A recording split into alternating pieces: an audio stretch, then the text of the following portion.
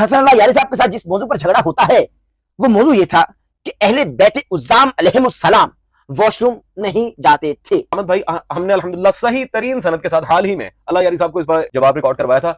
बिहारुल अनवार में मौला हसन अस्करी सल्लल्लाहु अलैहि वसल्लम से मरवी हदीस है, जिन्होंने हजरत बकियतुल्लाह अज्जलल्लाहु ताला फरजहु शरीफ की आमद से बिल्कुल थोड़ा सा वक्त कबल अपनी फूफी हजरत हकीमा बिनते इमाम जवाद सल्लल्लाहु अलैहि को फरमाई थी, इन्ना मआशरल औसिया लैसा नहमिलु बिल बुतून लिअन्ना नूरुल्लाहि अल्लज़ी ला तनालहु दनासात, हम वो नूर इलाही हैं जिसे कभी कोई कसाफत टच तक नहीं कर सकती। और तीसरा इसका मरहला है कुरान। अल्लाह ये सब ना कुरान कुरान कुरान कुरान चलाएं, कुरान पढ़ते हैं हम। सूरह तगाबुन, कौन सी सूरह ब्रो?